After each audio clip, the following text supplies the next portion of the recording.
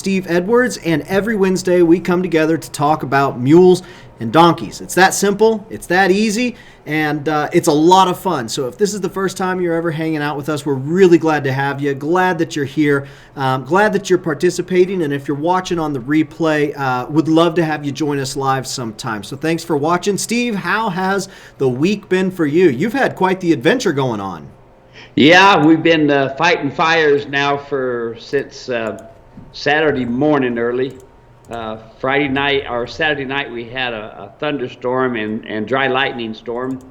I was over at my pastor's son's wedding. We had a good pour shower and this sort of thing, and then out at the ranch, which was only 10 miles away, we didn't hardly have any drops, but we did have lightning, and it did start a fire. We've been fighting fires now since Sunday. Yeah. So if you didn't join us, if you weren't with us last week and you didn't watch the replay, Steve has actually been asked to be part of the rehab program for the firefighters. And Steve, I'm going to throw a picture up here in a second for folks to see the rehab section that's been set up, but talk to us a little bit about how that's been.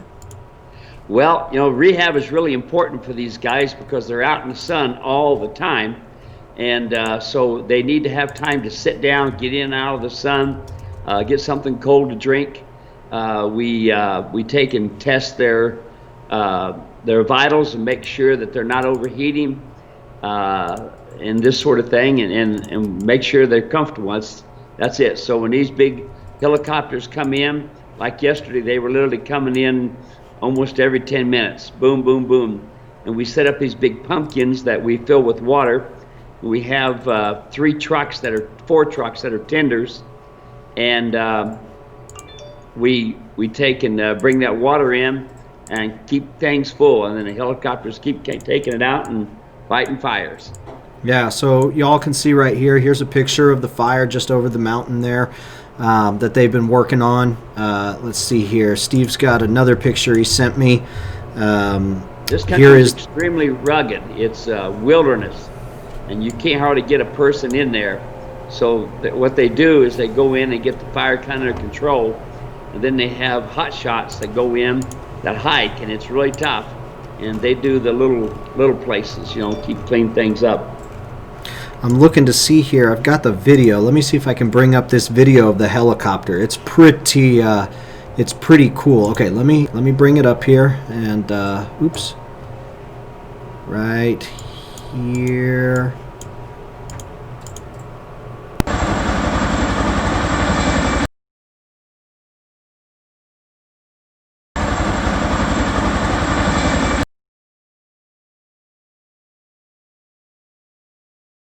Three to four different ships that come in. I don't know which one you're looking at. It's got big two double blades on it. Double blades, yeah. Yeah. So that Huey comes in, and there's one of them that comes in and has a bucket.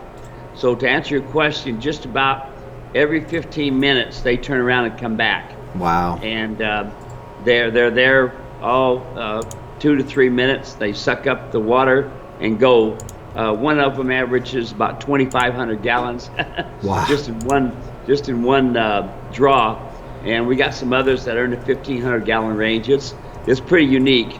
And then the guys they do back burns and this sort of thing. So far, yesterday it looked like we were going to have to evacuate the north end of Queen Valley. We was going to do a back burn, but now things are working out where we've got the fire so under control that we didn't have to do that. So it's quite an effort. We got firefighters from all over the state, Flagstaff, Sedona, yeah. Prescott, you name it, they're up here.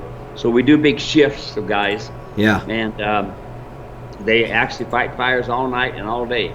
So right at about, that's quite a thing, yes. Sir. Right at about 2 o'clock, Steve sends me a whole bunch of pictures. Says, "Here's the fire that we're working on right now." And 2 o'clock is 1 hour before we go live here. So I sent him a message back. I was like, you going to be home in time? He goes, oh, yeah, I'm just setting up the computer right now.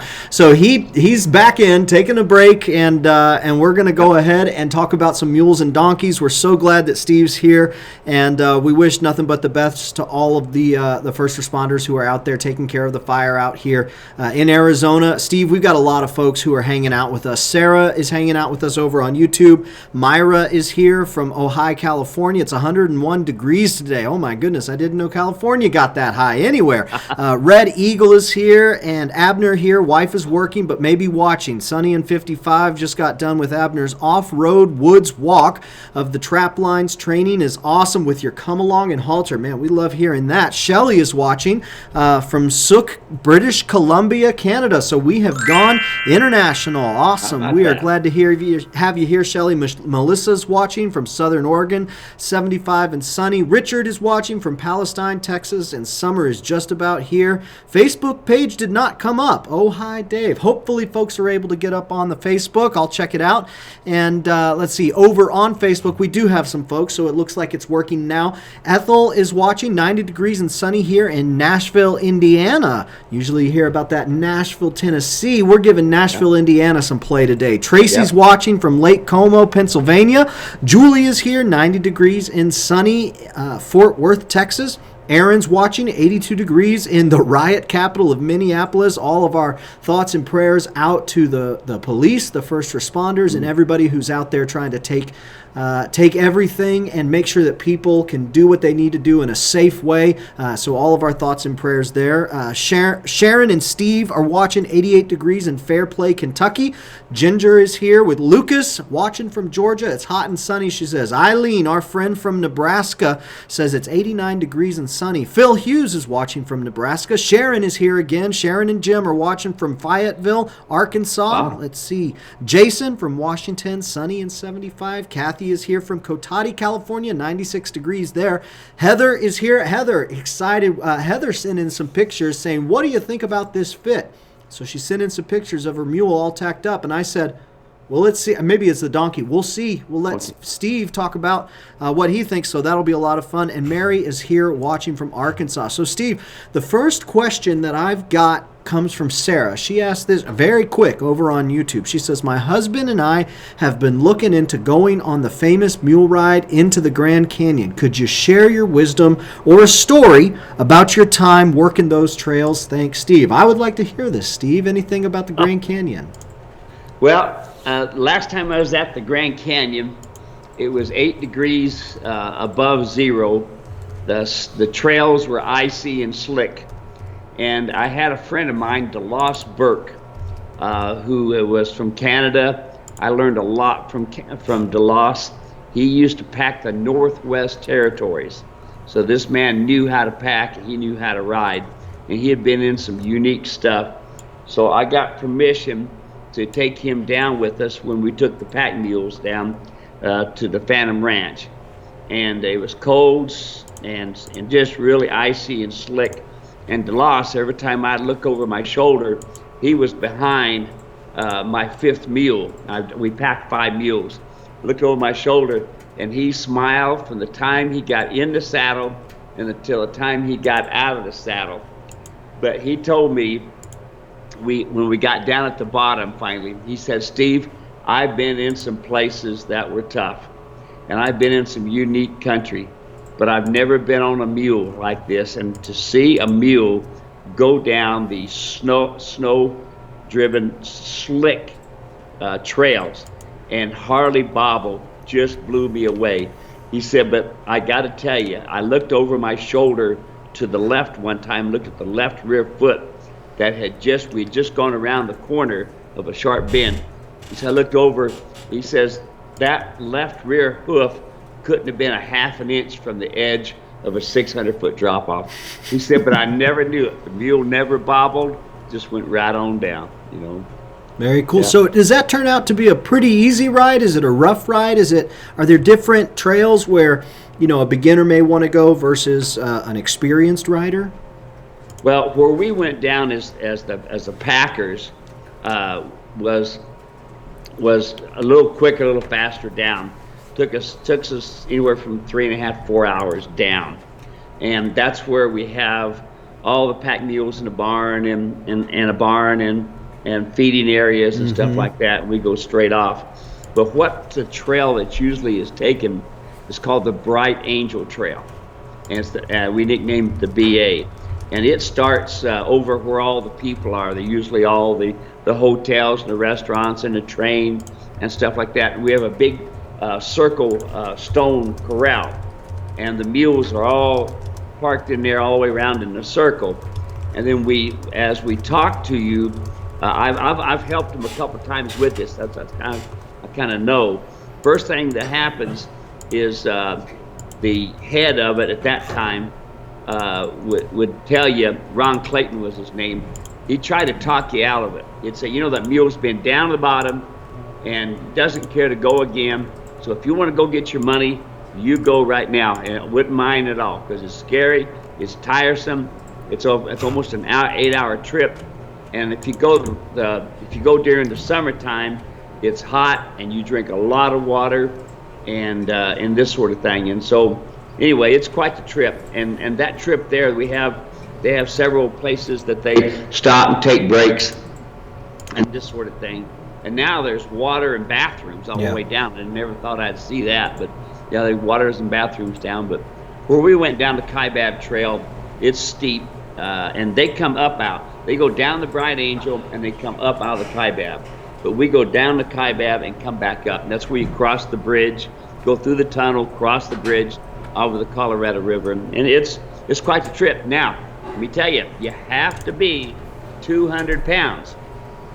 No more. If you're 201.5 with your clothes on, you cannot go down on this mule. That's industrial standards for riding any animal. It's 200 pounds, period. Okay, because you got to remember, you got another almost 50 pounds of saddle sitting on there as well. So 200 pounds is maximum. And get yourself in good condition. Very good. I put a link to National Park Service. There's some information about the Bright Angel Trail that Steve was talking about. Put that in the comment section. Y'all can go check that out. Great question, Sarah. Really glad to have you here. I got a question here. This one came from Casey. Sent this in, says, we recently got a mule. He's 2 or 3 years old. Where he was in an old barn with barely moved to room. Now he is in a big pasture. Me and him bonded instantly. Out of everyone, he will come to me first. I get in the pasture with him and walk with him. He is still very skittish and not sure whether to trust me.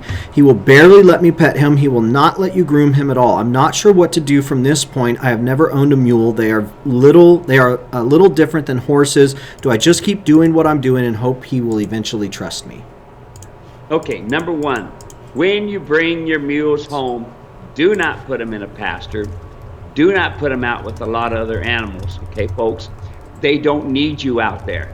You are a predator. They are a prey animal, And yes, it's nice that he will come up to you, but see, that's his terms, not your terms. He doesn't recognize you as the herd leader. So, to build that camaraderie, you have to put him in a small pen. Yeah, I know he was in a small pen to start with, but folks, I'm telling you that this is not a dog. That you don't pet these animals to make them do good. Good boy, good for you. And treats and stuff. They don't look at treats and petting like they do with dogs. Okay, so number one. 20 by 20 pen is about the biggest I like to see. If you come to my ranch, you'll see 10 by 20. Now, why is this? You want the animal to every day be able to see you. You feeding them, you're watering them, you're cleaning up after them. They see you're moving around. They hear your voice. Now, that's the other thing, folks. This is really important. Don't do a lot of talking. They have no idea what you're saying. None. So, you can certainly do it any way you want it, but the end result, if you really want this animal to do it on your terms and not their terms, put them in a small pen, feed them every day. Now here's the assets to having them in a smaller pen. Every day You can feed them and water them, and you can watch and see how much feed, how much water every day. The other thing is you can check their manure, making sure it's good, green, and really shiny. You can see how much water they're drinking. You can see their urine and this sort of thing. Folks, these animals health-wise, they are depending upon you. They don't need you out in a pasture. They got their grass, they got their water, they don't need you. But in that corral, they need you. 6 months builds a foundation, period. 6 months, not just a few days. 6 months builds a foundation for anything. But if you want to get it done, you want to get it done on your terms, where they have an understanding of what you want, you're going to have to put them in a pen. Now, my wife's mule, which she passed away at 28 years old, she spent 26 years, folks, listen to that, 26 years in a 10 by 20 stall. 26 years. She was always easy to get along with. Dave here, as that was his first animal that he rode, with Stacy. Stacy was always willing any day. Man, let's do something. I can't wait to get out of this pen. Okay, and so she was great. We took them hunting. We had people that were beginners on there, everywhere from my grandkids up to a 96-year-old blind man. Okay, but that, not just her. Now she's just an example. Any mules that I have stayed in a 10 by 20 stall. That's all they need. Folks, it's up to you to take care of them. You've got to watch the manure. You've got to watch their feed and water intake. Very good. It's a great feedback. I put a link in the comment section to Welcome Home Mr. Mule. Reinforces some of the things Steve was talking about right there. So if that's something that applies to you, go ahead, check out that article. Great article, really practical, very helpful, and free. There's a lot of free stuff at muleranch.com. Go check it out, and you can do a lot of good with what we've got there. This next question, this one comes in from Heather, and Heather sent us a Facebook message with pictures of her saddle fit and just said, do you have any feedback on this? So I've got some pictures here that I'm going to show the folks, Steve. You go ahead and bring them up there on your phone, and let's talk about what Heather has going on and give her some real-time feedback. Okay, now, number one, Dave, I tell everybody when they buy a saddle from me, they're going to get a DVD. And that DVD says, put the saddle here, adjust the breeching here, do the cinches like this. And that saddle fit DVD is really, really important. And then I also say, on top of that, if you got any questions at all, don't hesitate, send me some pictures and let me help you out. But it's really, really imperative, folks, that you watch the video and understand what is going on and how to set things up. So I'm trying to, was that an email or text? Or? It was a text message. Text. And they got the, I had it at one time. The red saddle pad with the trail light saddle. Yeah, see here. Was that from you? No, that was from you, wasn't it? Yeah, it was from me. It was from me. There we go. How should you find that thing? Right there. There we go. Got it. All right. Here we go. All right. So the very first picture, when you look at the mule, it's on the left-hand side. That's the near side. Mm-hmm. And you can see the person standing off to the left. Now, folks, the hip safe, which is the strap on the very top of the hip, that's the hip safe. And then the hip straps come down off of that down to the butt plate. Now, if I was going to go off a steep mountain, I would lower my breeching this low, okay? And that he would then sit on that breeching and hold the saddle in place. So I would not have it this low with the average riding around. Now we look at the next picture that we can see here, and this picture shows the right-hand side. Mm-hmm. And the first thing that I notice is the saddle is too far forward. It is setting on top of the scapula.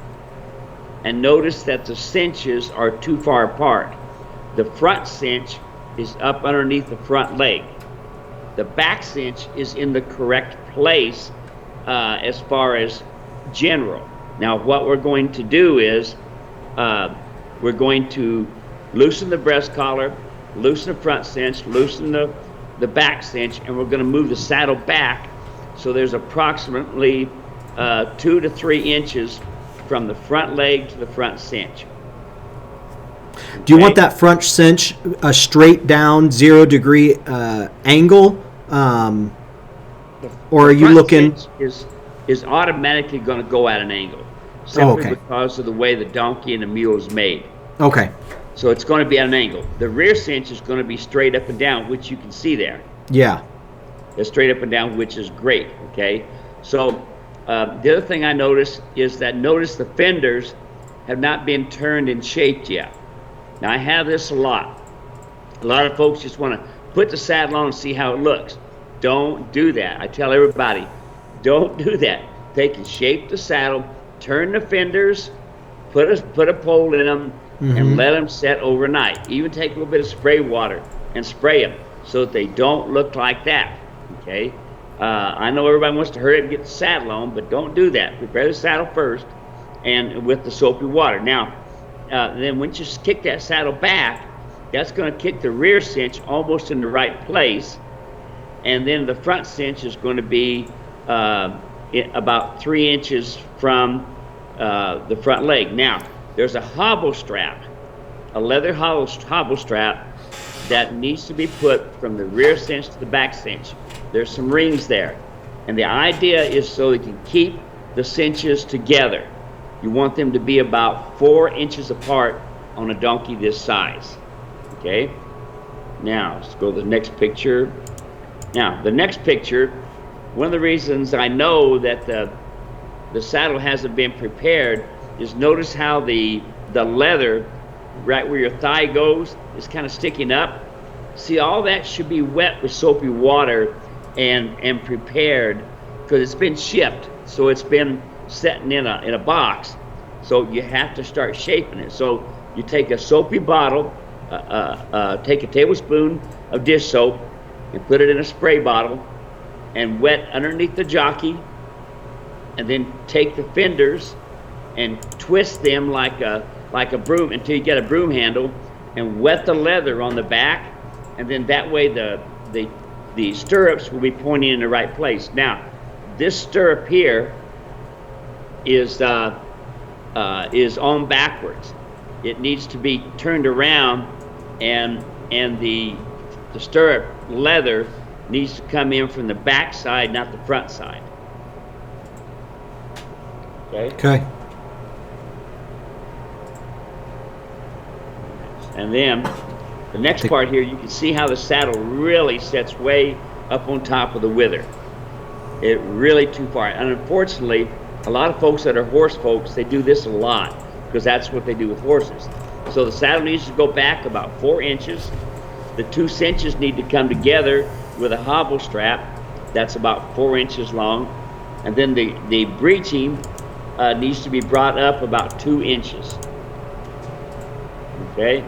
And then of course we can see it then on the next picture here on the left-hand side with the saddle sitting directly on top of the scapula. And notice how that front cinch is at an angle.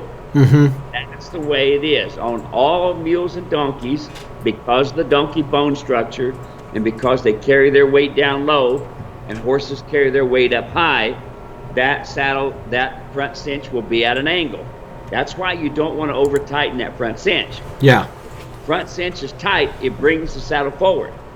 So now you've got the body structure of the donkey, which is the mule, and that's V-shaped. So the saddle wants to go forward, and then you've got a cinch that's pulling it forward, and then you got a breeching that says don't go forward. So it's kind of fighting each other.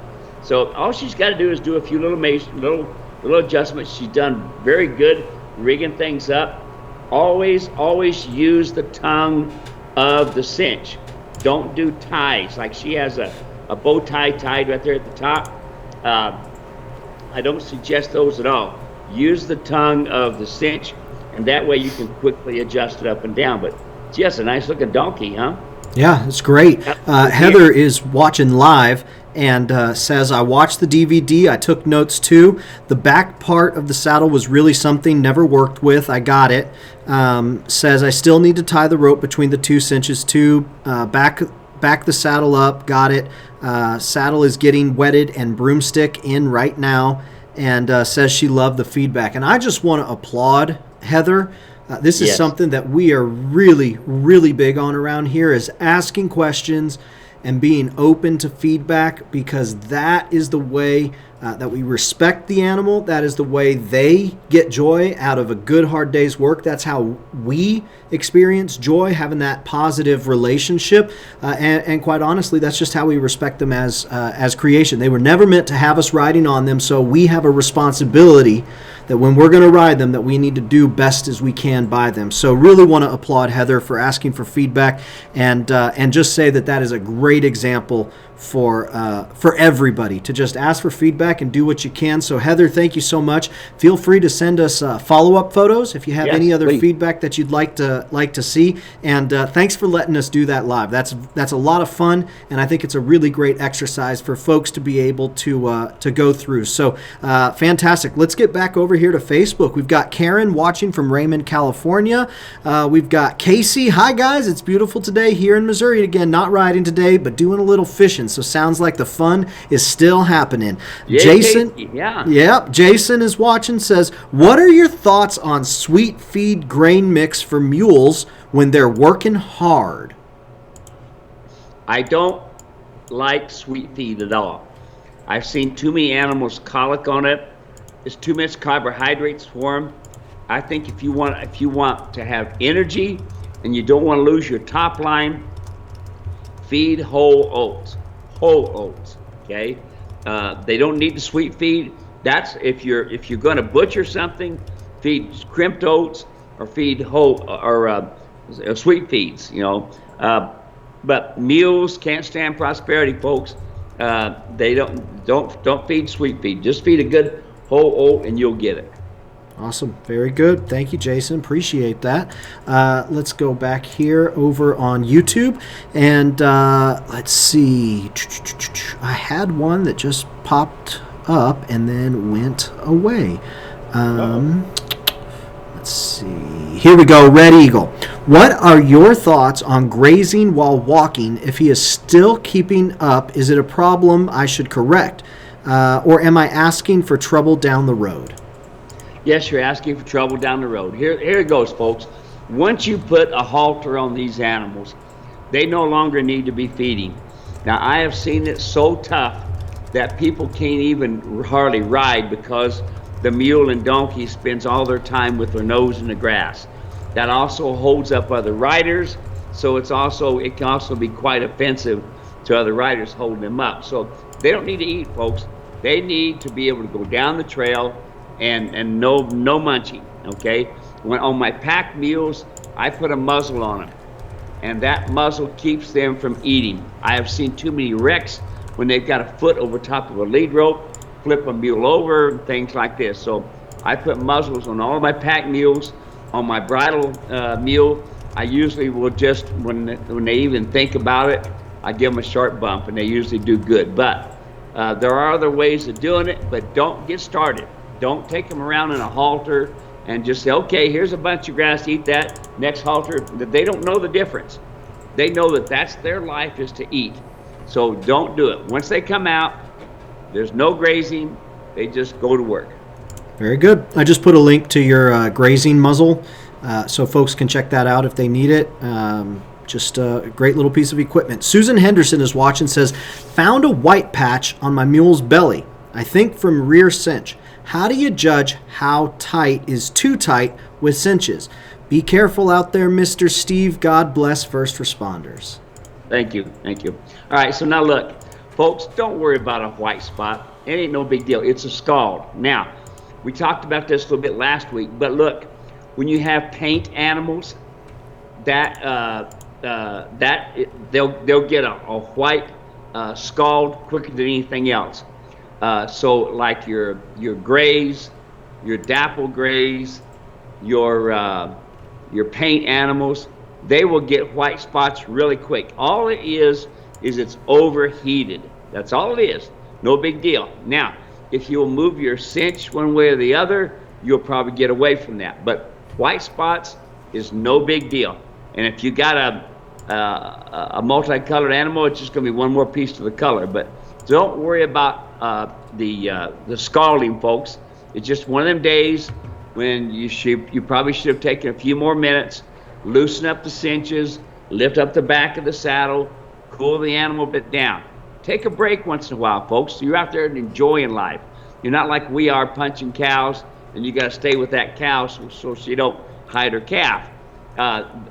Believe me, we get a few minutes. We got those cows going to water. I climb off of my mule. I lift up the back of the saddle. I let some cool air go through and get them comfortable. Think about your mule and your donkey. Very good. Great stuff. Thank you, Steve. Folks, if you are just joining us, my name is Dave. This is Steve Edwards. Steve Edwards has been working with mules since about 82, just about when I was born, 81, 82, and has been training and teaching folks how to work and communicate with their animals since around 91. And so I was, 9 years old at that point, but it was destiny that we would come together today, June 3rd, 2020, to talk mules and donkeys. So if you have any questions, we want to hear. A matter of fact, if you're just watching, go ahead and let us know that you're watching. Put your name, where you're watching from, and what the weather is like. We want to hear from you. Number 2, if you have a question, ask that question in the comment section, whether you're on Facebook or YouTube. We are looking for those questions. And number 3, share the broadcast with friends, family, or other equine folks, especially folks who are interested in the mule and donkey or thinking about getting interested in the mule and donkey. You will become their best friend, your friends I mean, when they find out that you have discovered the source of all mule happiness. And of course, the source of all mule happiness is listening to the mule and the donkey. They are the source. Steve is just telling you what he's learned from that mule or donkey. So over here on Facebook, want to make sure we say hi to Cherie. Cherie is watching from Helena, Montana. Want to make sure we say hi to Jennifer. Jennifer is watching from with Applejack in sunny Idaho. Hello there, Applejack. Shelly asked the question, Steve, I notice that your mule saddles have quite a high cantle. Is that normal for mule saddles? Is there a reason for it? I love the high cantles. Thank you for taking care of the firefighters. You're a good man. Comments on the cantle there, Steve. I think she saw a picture of your which saddle was it? No, Slick Fork. Does that have a high cantle? Well, that's got one too. All of I think it was a Slick Fork that she was commenting on. Go ahead. 4-inch cantle. All of them have a 4-inch cantle. I like a high cantle because it supports your back. Now, if you notice, saddles that are not made for trails have a low cantle. They're arena riding. They're cantering, things like this. They're not sitting in the saddle long hours. So that 4-inch cantle gives you support in the back. It does. So it's really important. And thanks for the pat on the back there with the my first responder buddies. I'm also the chaplain there, Dave. For the firefighters, and it's amazing how they've cleaned up their language since I've been there. Oh my goodness! If you all ever get a chance to go visit Steve on one of his clinics or expos, a lot of times where he goes, he will do cowboy church in the morning. So if you are at an event where Steve is at, be sure to send him a text message. The number's right there at muleranch.com. Send him a text message. Say, Steve, I'm here at the expo. Are you doing cowboy church? And he'll tell you if he is, if he isn't. Sometimes the expos will ask him to do it, but something you need to know about me and Steve is both of us are saved. Jesus is our Lord and Savior, and one of the things that we love about these animals is we get to know them through the eyes of the Creator, and we get to know them through the eyes of the one who made them the way that they are, and that's a very special thing for us. And so if you're in that boat with us, we are so grateful to have you here. And if you're not, we're grateful to have you here too. And feel free to always ask questions if you want to know more about why we choose Jesus and follow him. Let's see here. We've got Jim watching, 88 degrees and sunny. Everyone, Balin Hay here. Matthew, what up, Steve? Noah and Matt here from Shrine Media. I've got my buddies over here watching our live stream right in real time with us. So they are watching and they're seeing us do our thing. So we are glad to have you guys over there in my office watching. Let's see. Jim is watching from Kingsport, Tennessee. Matthew says it's Gilbert, Arizona, 109 degrees. I feel every degree of that. Yolanda's watching, so we've gone international again. We're glad you're here, Yolanda. John is watching from South Louisiana. Hello there, John. Kathleen is watching, and Kathleen, I believe you are the better half of Red Eagle. Says, hi, Steve and Dave. An interesting development since last week with our boy Abner. He has begun screeching like an Irish banshee of folklore, not the typical hee-haw, when my husband comes down the driveway and sometimes when I walk outside. I don't want to simply explain this behavior via anthropomorphism. That's a big word, $10 word right there. Just thinking he is saying, hi, Mom, and I missed you, Dad. So I suspect this might be a reverse dinner bell, a.k.a. feed me. P.S. What? No petting and love like dogs? And you thought a second caregiver could do no harm. That she asked the question last week. She says, my husband's caring for him. I don't want to mess up anything that he's doing. I'm the second caregiver. So that's what she's coming on. But what do you think there? Just screeching, heeing, and hollering when she sees them coming?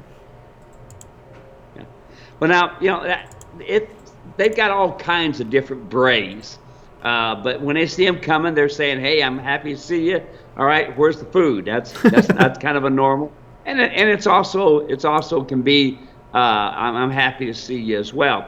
By the way, Dave, you look like you're kind of foggy looking on my picture anyway. Do I look and foggy? It looks like you're kind of, you look a little foggy.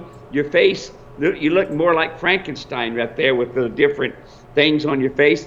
And you're kind of moving animated. It could be our internet connection. I'll take a look while we keep going here. I'll keep taking a look. I'll see what it is. All right, take a look at that. Oh, and also Yolanda asked me. Asked me about shipping, to other countries and stuff. If there's a way to keep tracking it from when it leaves the United States on, and there's not. Unfortunately, I can only track within the United States, and after that, for some reason or another, UPS and Postal Service and all those, after that, there's no more tracking. And a lot of that has to do with what happens when you're doing your importing in stuff. And so it gets stopped at the border, and the border, they just take their sweet time, and they got a lot of it. So they can't just get right to it, but I've got no way to track it once it leaves the United States. Very good. I took a look on my side. It may just be our connection, Steve, on the video quality. On my side, it looks good, and on YouTube and Facebook, it looks good too. So let's keep going along here. The next question that I have is this is one that we get a lot, and this question comes from Debbie. Debbie sent this in and says, I purchased my first mule, and I want to find a saddle to fit. I've done a lot of research and watched a lot of videos. I've measured my mule, so I know gullet and girth for cinches as well as my seat size. I don't ride a lot, but will ride locally and trailer for some trail rides. I'm an older rider and still a beginner, but I purchased a very sweet mule who was very patient with me. I'm interested in the Trail Light saddle, but how do I know this fits my mule with a gullet of 6 inches and an elevated spine? I'm anxious to get a saddle so I can start to ride this sweet gal. Steve, let's help Debbie out. What would you have to say? You betcha. Absolutely. Look, Debbie, gullet is, people worry about gullets all the time. And it's not a big deal, because what you want to do is you want the saddle to be back off of the scapula. And you want the saddle to follow the spine. The spine doesn't change. The rest of it does. When folks go and measure their mules and donkeys, I automatically know they know nothing about a mule or a donkey or even a horse, because of this. Just on one trail ride, you can drop 100 pounds. You're going to get a different measurement. Or if we measure in January and say, okay, we're going to build our saddle, and we measure it in January, and then we measure again in July, after that animal has been used and is toughening up, you're going to have two different measurements. So I use bone structure only. I don't go a real wide saddle because I don't want to get on the 6th and 7th rib. But the way my gullet sizes are and this sort of thing, I have fit mules all over the United States, all over the world for a better part of almost 30 years now. And I have no problem at all with them, you know. So if the video that we have, the saddle fit video to learn about that stuff, yeah, if she can go over there and see that, Dave, give her a link to it, because you'll see me fitting everywhere from a little 13-2 mule up to a 17-hand mule, anywhere from a big fat mule to a narrow mule. So you'll see all of them, and you'll see how this tree fits every single one of them.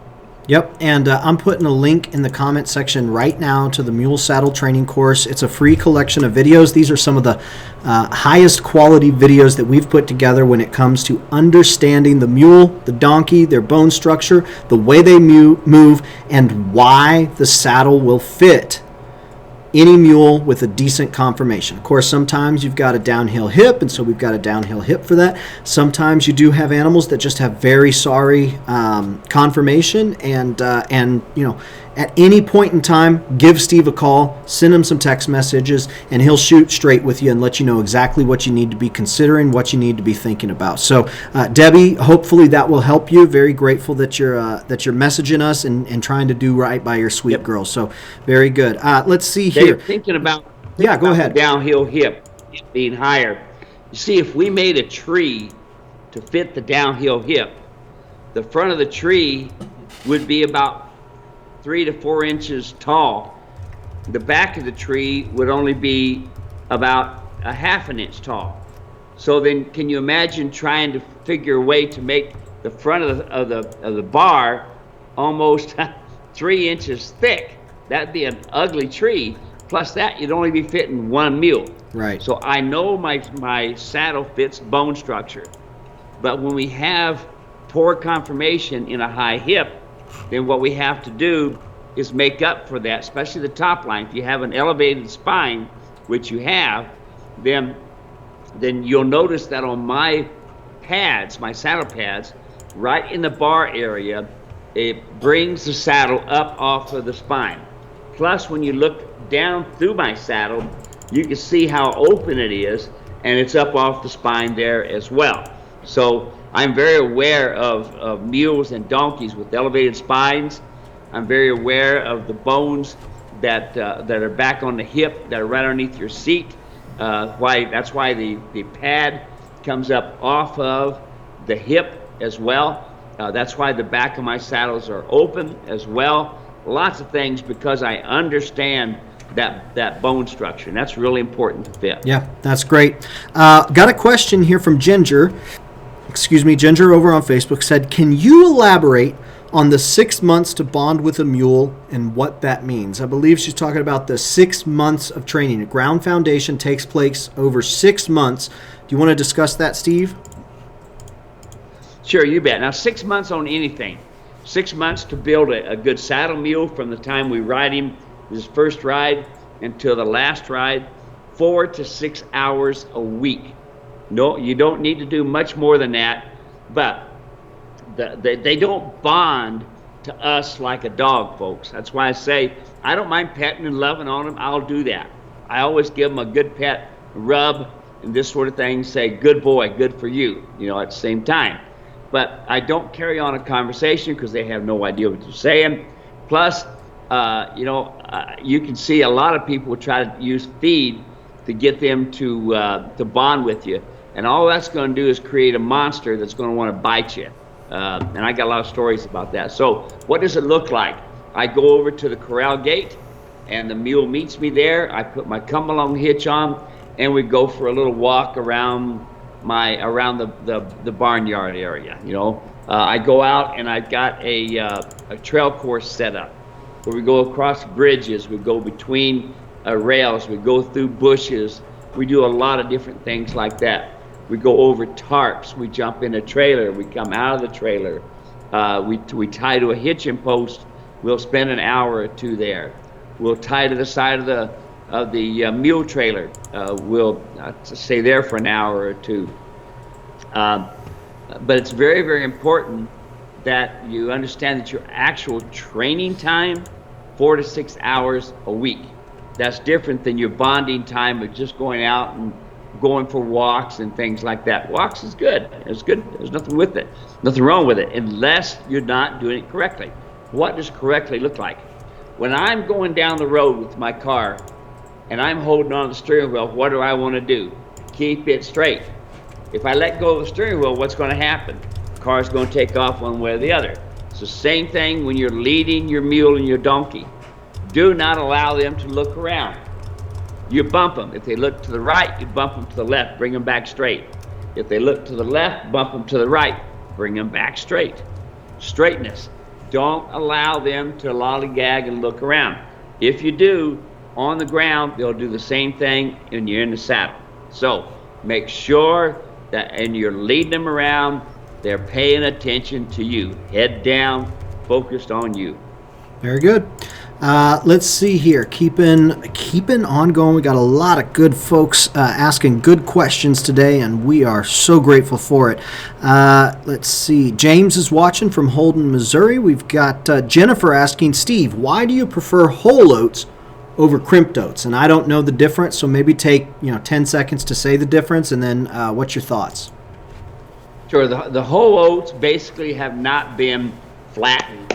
They've not gone through a crimper. Okay, so when you crimp them, they're made to fatten up an animal, not to give them stamina. The whole oats gives them the stamina. They're able to build the energy off the whole oats and get the work done. Where the other ones, the crimped oats, they're made for fattening up, like fattening your cattle and your sheep and this sort of thing for butcher. Very good. So I got a question here from Patricia. Patricia is like a lot of folks who message us in, and they just want to make sure they're doing things the right way. And folks, I cannot tell you how much you will hear Steve say, ask any question. Ask any question because you want to get the right answer. You don't want to, think that you fixed it, but cause 2 or 3 more problems down the line. So well done, Patricia. She says, just found your site today. Very informative on mules. I've seen where you suggest not riding a mule till 2.5 years old. Well, I may have done something wrong for our boy. He is 2, and I've been riding him for a month at home.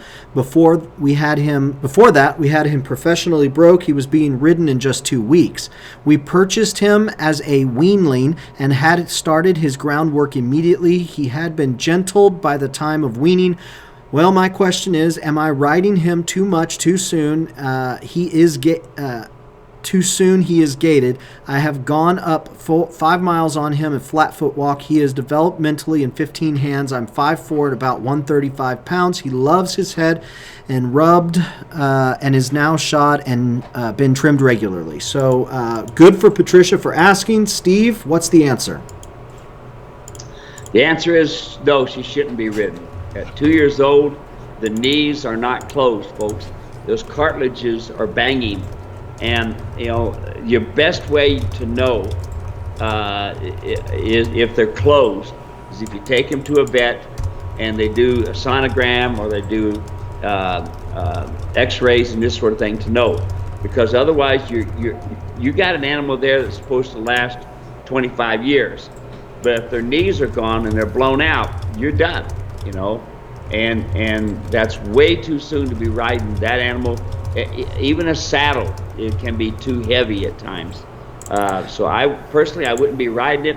Personally, first thing I would do is I would call a vet and I would have them do some x-rays and look everything over.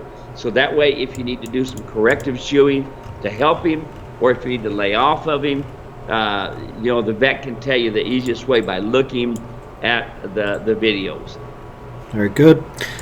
So popping back over here on Facebook. Nicole is watching. Hey, Steve and Dave. Sunny here in Ontario, Oregon.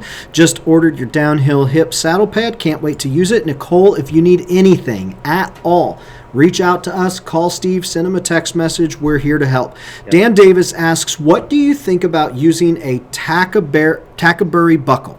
Tackleberry buckle. Tackleberry buckle. Okay, what Tackleberry does, basically it uses, you've got your cinch, and then you have your holes and your latigos, and when you pull it up, the Tackleberry automatically goes in. It's a fast way to lock your cinches. They're okay to use. They were outlawed at Bishop for the World Championships simply because they were a little bit faster. I prefer the good old-fashioned D-ring and tongue for the cinches myself.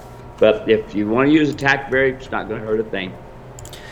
We got Mark Miller over on YouTube watching. Good to be here. Thanks for everything. Most of the time they drink plenty of water, talking about the feed earlier on, but in the last month or so they take a spell where they hardly drink any water for a couple days. Any ideas why? Just made that big switch for them. It could be the feed, has a little bit to do with it. But Mark and everybody, think about this. When you got to have salt out there. Now, not a mineral block. Don't waste your money on mineral blocks. It's not worth the extra money. Just get a good salt, and I usually put a 50-pound block out, and then I break it up and I put small pieces with each one of my mules. Otherwise, I also use a heavy granular salt that's really heavy, and use that and mix it in with the feed as well. And the other thing you can do is especially when you're going on trail rides, folks, one of the downsides about mules is they get very suspicious of water, the smells of it, and this sort of thing. So you want to be careful of that. When you go to another place, take some of your water with you. Now, I used to putting Gatorade in my water just so that it would kind of give that smell. So when I went to a different place, they would smell it and think it was the same water. Now, I go back to what I was originally going to say. Electrolytes. They come in a tube form, and you can tube them, or you can put it granulated into your feed as well. But this time of the year, folks, I would use electrolytes. Let's just say I'm going to go on a weekend trail ride. I'm going to jump my mule in the trailer. We're going to go 4 or 5 hours, get him out at the campground, and then go ride for a couple of days. Electrolytes, electrolytes, electrolytes. You start a couple of days beforehand, and you start giving them electrolytes. If it was me, I'd give it to them 7 to 9 days ahead of time and start giving them. Then the day I put them in a trailer, I'll take a tube of electrolytes, I'll put it up in the corner of my mouth, and I'll give them a full shot of electrolytes, and I put them in a trailer. And Dave, when they come out of that trailer, they are looking for water. Now, I can tell you, folks, being a first responder and this sort of thing, plus just cowboying all my life as well, but out there in that sun, we make sure we are taking electrolytes, a lot of it, and a lot of water as well. Mm-hmm. But you folks, you got to make sure that when you go on these trail rides, don't short yourself. Always take salt with you on these trail rides, on the weekend trail rides. Take salt with you. The granulated salt is a really good little deal if you've got a mule that doesn't quite want to take it. Otherwise, you can put your electrolytes in your water as well. Very good. Got a question here from Mary. Mary sent this on Facebook. She says, my yearling mule tries to get on me when I feed her some grain. Tonight I put the come-along hitch on her, dumped the feed, and brushed her. She didn't really care for it. I'd brush her one side, then move in front of her, rub her head, then the other side. Just wondering if I'm on the right track. Thanks for your time and response. I like what I'm hearing. Steve, am I hearing the right thing? Yes, yeah. She's absolutely doing the right thing. And look, folks, just because they don't like it, you know what? You're the herd leader. They need to like it. And that come-along hitch gives you the edge. If they pin their ears or get kind of grumpy, pin their ears. Don't feed the grain. Okay, stay away from the grain, stay away from the carbohydrates, unless you're getting ready to go ride. Then you give them the grain right there, go ride. But don't put them grain on a daily basis. And do not go in there and feed them and go in there and brush them as you're doing it. I can tell you some horror stories of some mules who are very tough when it comes down to their feed area. They want to be fed and left alone. So if you're going to brush them over in another place. But when you're feeding them, that's their time. When they're eating, it's their time. Leave them alone. Very good. Awesome. Thank you for that question, Mary. Let's see. Tammy's watching here from Cleburne. James says, my mule has no power steering. He wears me just trying to turn him in the round pen. What do I do? Oh my, build a new foundation. You start with groundwork, with the ground communication kit, and you follow what I do there with that cowboy in Montana. He's a buckaroo, and you'll see that he tried a lot of different things. He tried to lead his mule with a pickup truck and things like that. Anyway, start with that first. Do not do lateral flexions. Don't bend their neck around to the right and to the left. All you're going to do is teach them to run through their shoulder. Don't disengage the hind quarter. All that's going to do is make them run through their shoulder. Okay, don't do that. Now, let's go back. First, we do our groundwork. Why groundwork? Because we work off of their nose. Their nose is what gives them the yes and no's attitude. Folks, if you want to train a mule or a donkey, you start from the nose, okay? Then you go from the come along hitch to the rope halter to the snaffle bit to the finished bit. So the power steering, then once you start doing your come along work and your groundwork, then you put them in a surcingle, and that's really, really important. And then you put them in the mule rider's martingale, and you let them walk around. They learn how to pack the bit. Got to remember, folks, the majority of you all are using bits made for a horse. Different palate, different way of thinking. So it's, you know, it's like people think, well, you got to have the bit right almost on the corners of the mouth. That is fine if it's a finished bit. Then I would like to see anywhere from just touching the corners to a ½ inch away. But I also like to have it where they pack the bit. On my mule rider's martingale, it's a 6-inch wide bit, and it can be anywhere from a ½ inch on each side to an inch on each side. The snaffle bit does not matter. The finished bit does matter. So you're going to do groundwork and ground communication, and then you're going to do surcingle work with the mule rider's martingale.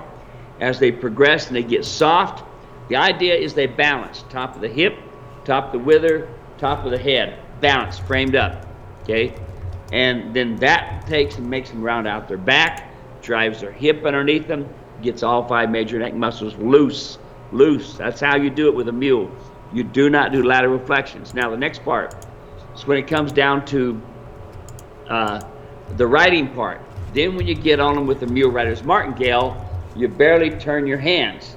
Barely turn your hands. Folks, unfortunately, we tend to pull them, make them go right and left. Now, all you did then was taught the mule to stiffen up, and any type of steering you may have had, it gets tougher because the mule is trying to protect himself from you pulling on him. You pulling on him is what he don't want. He doesn't like the pulling. He likes the bump, bump, bump. That he'll go along with. And he likes it just to turn your hand. That he'll go along with. But when you pull on him, he's going to feel like you're pulling on a 500-pound rock. So Rob just sent in a message, and I went ahead and I shared the Feed Talk video, shared Mules Can't Stand Prosperity. Rob's question was, what feed is best for a donkey? And so is there a difference? So lake and milling, the pellets, we like that because we know how much they're getting. We know how much they eat. You mix that with some water. It fills up in their bellies. Feed according to use. So if you're going to be using them a lot, you want something with more carbohydrates. If you're not going to be using them a lot, you want less carbohydrates. Anything else anything different as far as what you would feed a donkey versus a mule? You have to also remember donkeys are really bad about grass founder, folks. That's one thing that you notice on that donkey that we looked at in the very beginning of the show, how he's kind of heavy in the neck. And that can happen really quick on these donkeys because it doesn't take much carbohydrates to make them mess up. Now, here's the problem, is when we buy hay, we usually only buy hay enough for a week or two at a time. And I understand that. Our billfold says that has to be done. If it was my preference, you buy enough hay for a year. So that you buy it from the same field. Because you can buy it from this field and it's got a first cutting on it. You buy it from another field, has a second cutting on it, and the first field's got way too much carbohydrates. The second field has about right, and this sort of thing. So a good Timothy hay, a good grass hay, but also remember, folks, remember this, it depends on the time of the year as to how that feed is going to affect your animal. Really easy to get grass founder on a donkey, so that's why I tell folks, don't turn them out in the pasture. You're going to end up with a big heavy neck, big heavy fat pockets along the crest of the ribs and on the dock of the tail. Awesome. Great. Let's see. Back over here on YouTube, Walt's been watching from Reno. Misty's been watching. Says, hi, friends. Misty from Signal Mountain, Tennessee. Cloudy and 80. Not good because we got hay down. Have too many donkeys with goats. Got up this morning and one was dead. Big bloated belly. Think her tummy turned? Yep. That's no fun. That's no good. Yeah, no, it's not. Was that? I guess that was the donkey then. Yeah. Yeah. Unfortunately, folks, they can't handle all those carbohydrates, and grass founder can be an ugly thing, and they just lost one right there. And I think if you opened it up, like I've opened a lot of them to look and see, you can see that the large intestine and the small intestines come together and got impacted. They can't handle that hot feed, folks. They can't do it. And here's unfortunately the ugly side of this. Not only will they get big fat pockets on their neck, but yes, they can die of grass founder from being out there, Melissa's got, sorry to hear about that, Misty. Melissa's got a question. She says the county here uses horses for their posse and search rescue. Are mules a good choice for that work? Yeah. Don't ever offer me a horse to do search and rescue. I'll take a mule any day. He knows everything going on. But we do search and rescue out here in the wilderness area and superstitions. Yeah. And believe me, when it comes to riding that mule in that tough country, don't ever, ever compete against me with your horse. You're going to lose big time because that mule knows exactly what's going on.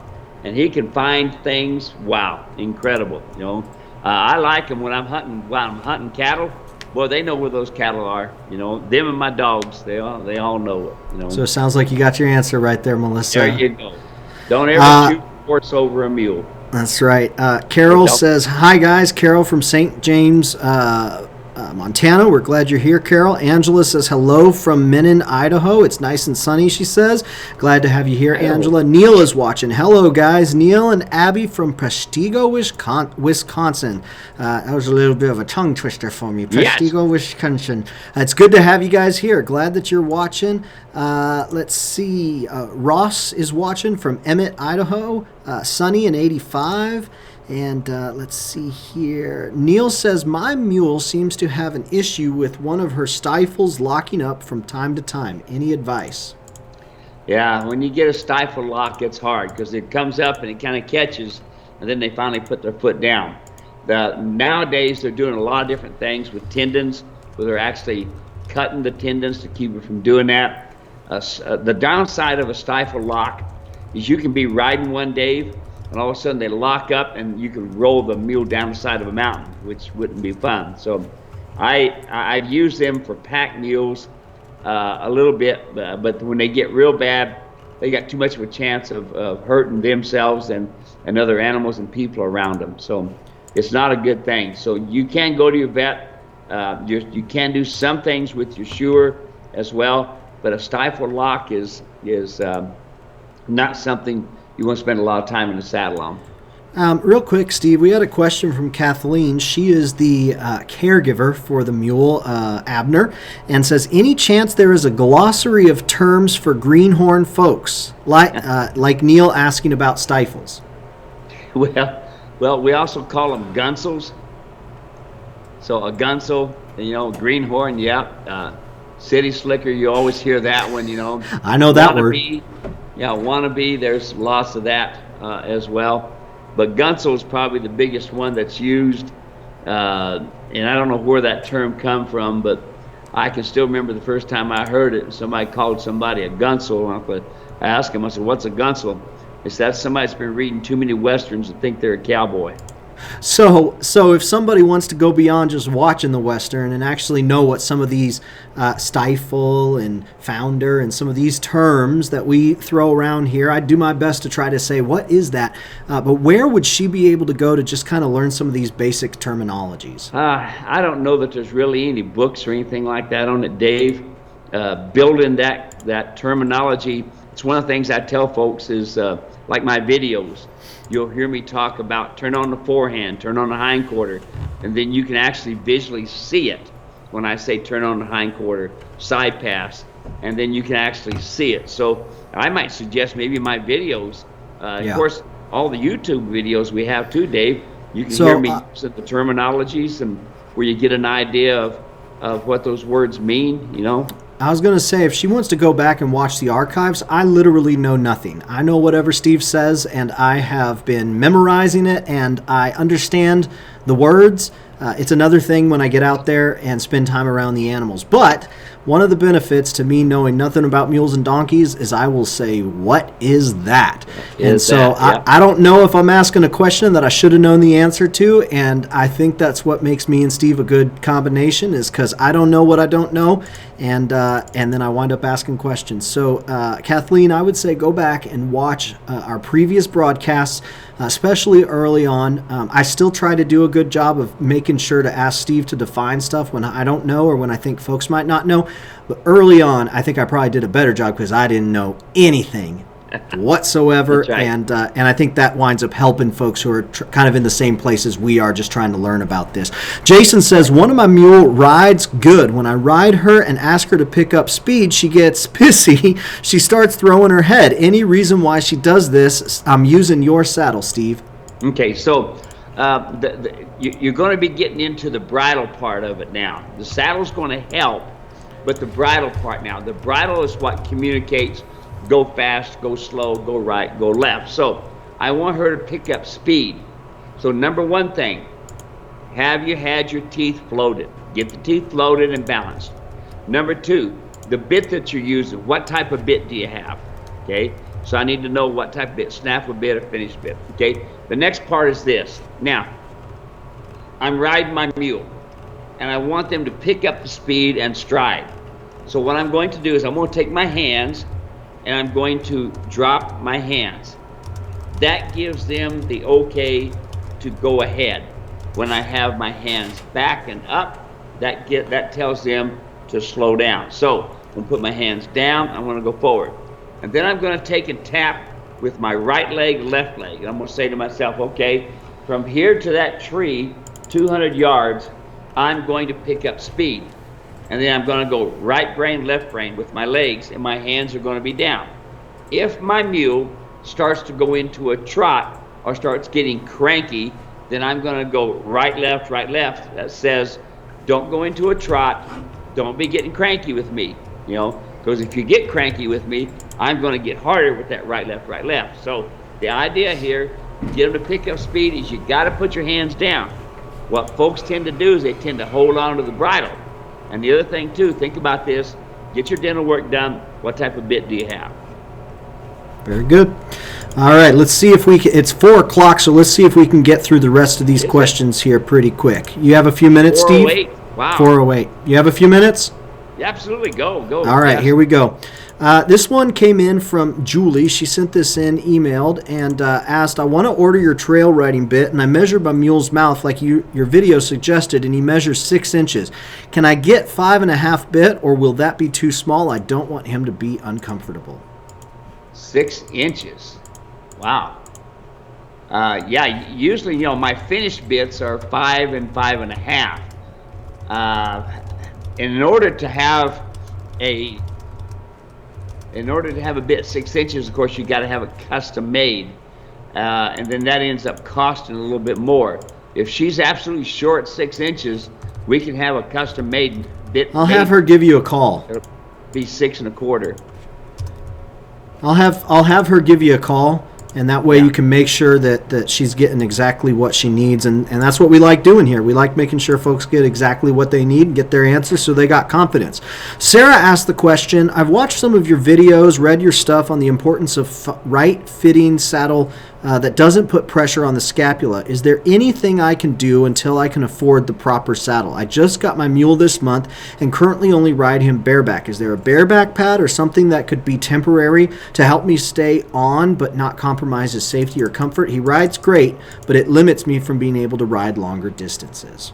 Yeah, and it will, because you don't want to hurt his back riding long distances. I wish I can tell you that you can just put a pad on and you can pad it up in different places. I can't. A bar has to fit. You have to have that bar fit the mule's back. That's super important. Pads do not fit a saddle. So riding bareback short distances and stuff like this, fine. Saddle pad, yes. No treeless saddles. Don't do that. Puts pressure up on the cantle and puts pressure where you don't want it, and puts pressure upon the pommel. So you want to be sure to if you're gonna ride bareback, just enjoy it that way. Otherwise, just take your time and eventually buy a saddle. There we go. Next question here. This one.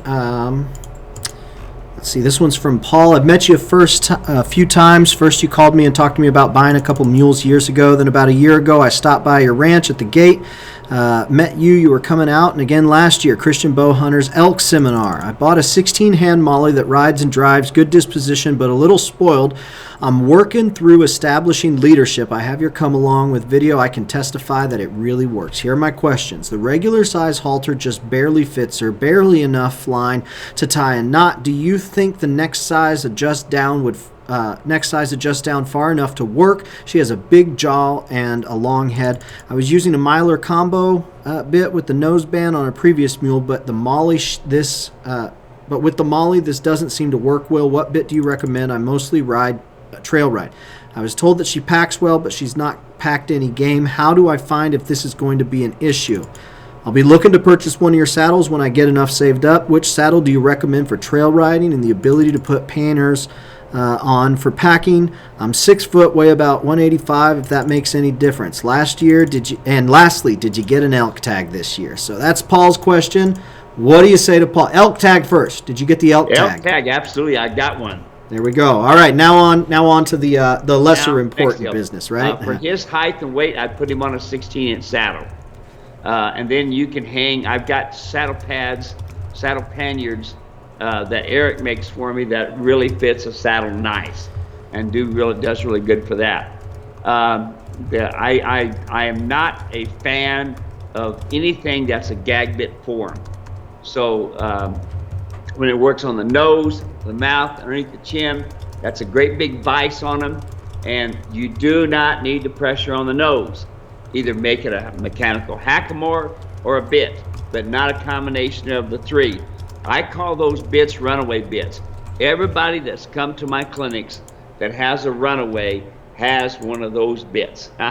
It's not made for mules, folks. It's made for horses, And Dale Myler's a great guy, makes great bits.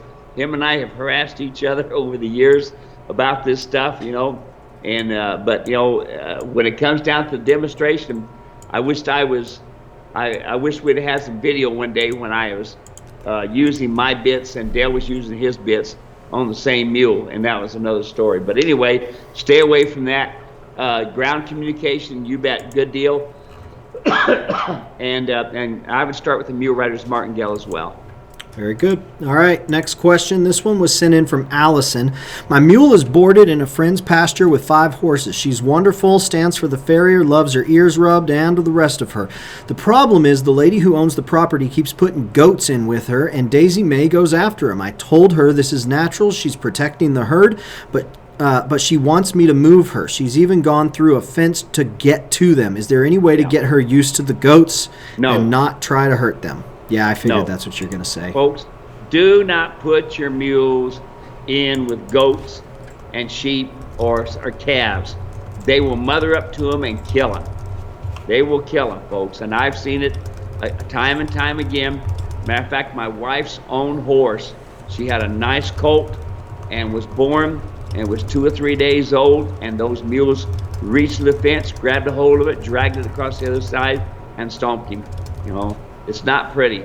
Don't put your mules in with calves, with cows with calves, with yearlings or anything like that. Don't put them in with sheep and goats.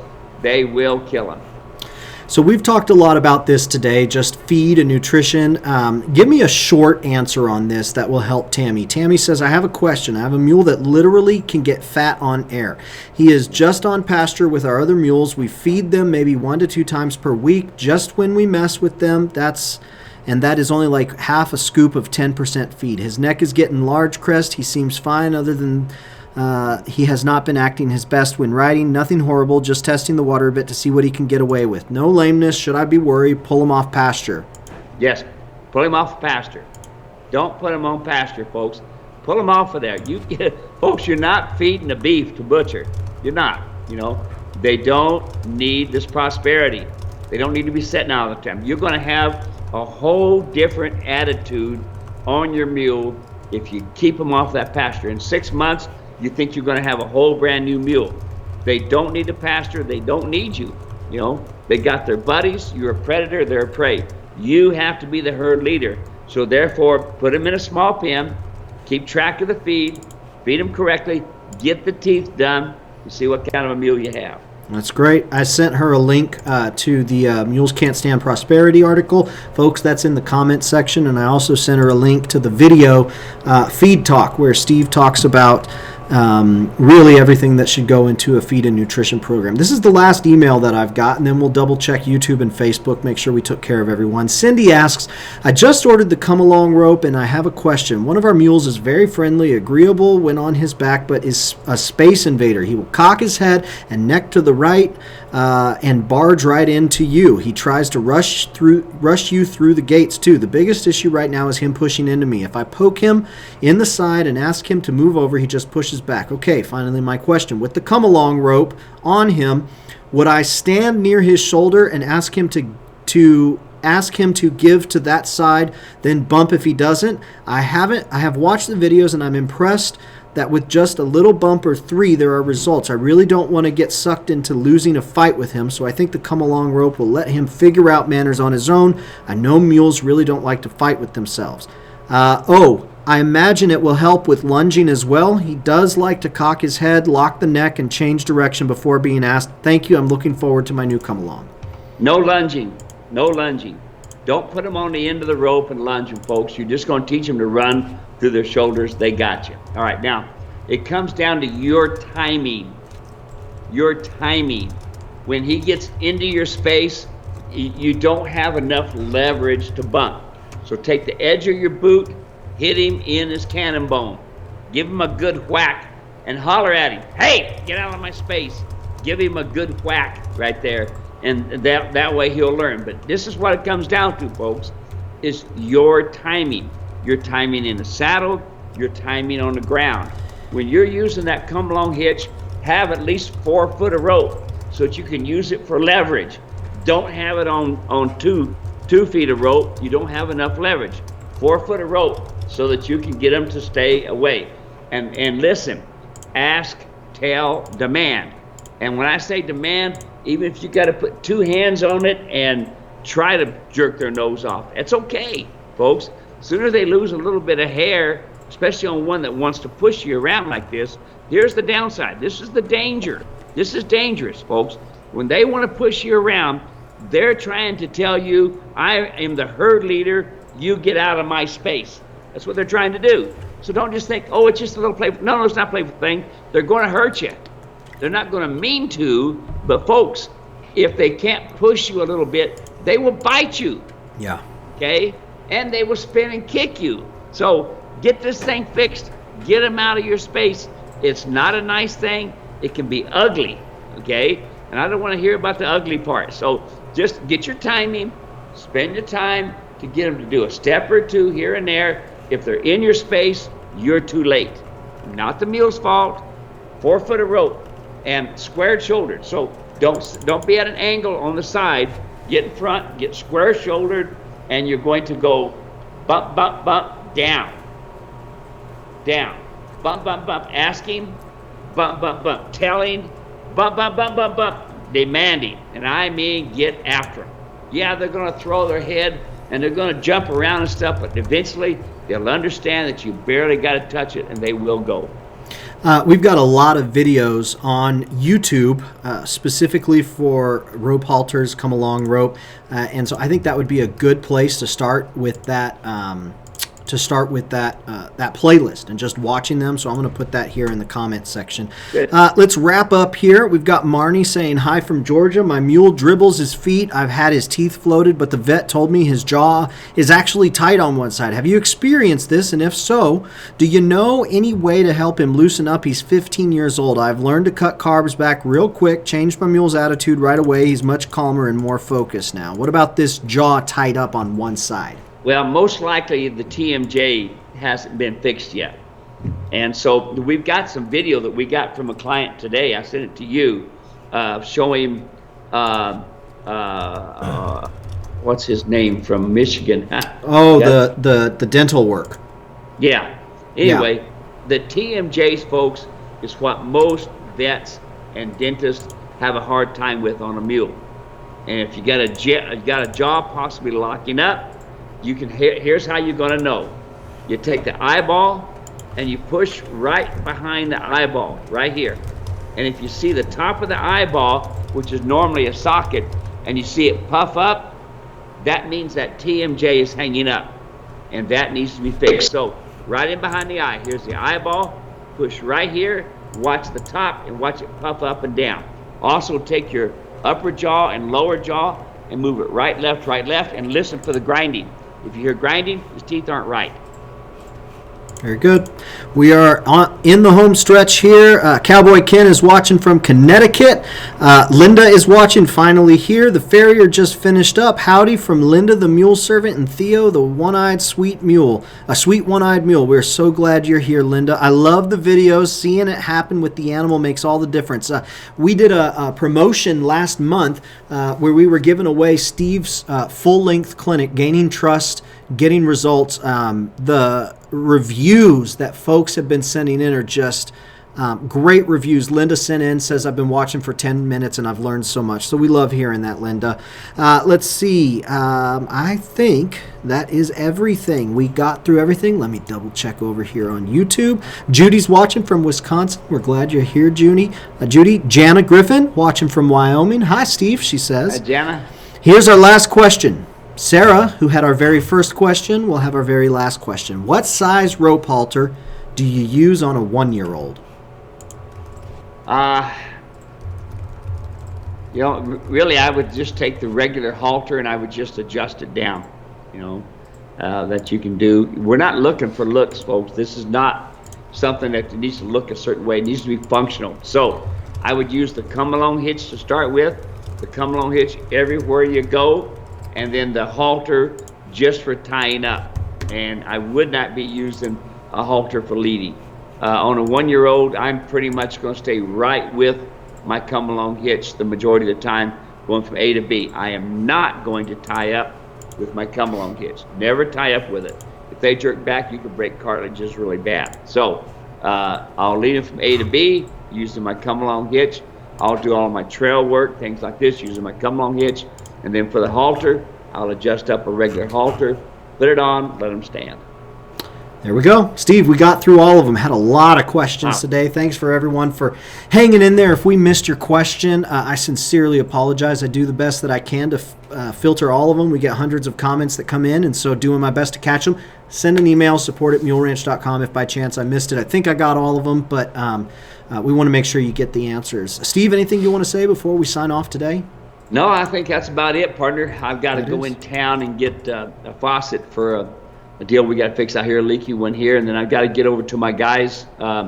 We'll be there till way into dark tonight, so we'll probably be home by 9 o'clock tonight, something like that. So I want to get over to them and and see if we can't fight a little fire. And we're just about done, Dave. We hardly got any smoke out there. We ran just a few helicopters today. Wasn't bad at all, not bad at all. But hey, and the mule folks, despite this here COVID thing, it's amazing the pictures I've been getting, the people doing groundwork and things like this, and they don't need the movie theaters and the restaurants and stuff. They got their mules and donkeys. So they're taking their mules and donkeys and they're trying to improve them. So I think this past 2 months, mules and donkeys really got a lot of attention. Yeah. Where's this coming from? Yeah, where's this coming from? Yeah. Very good. All right. Thank you, everybody. If this is your first time joining us, we're so glad that you're here. If this is your second, third, or forever time joining us, we're so glad that you're back. Looking forward to spending some time with you next week. If you need anything, be sure and send us a message, support@muleranch.com, or send Steve a text, muleranch.com. You can find his phone number there. Thank you, and we will talk soon. Bye-bye, everyone. Bye.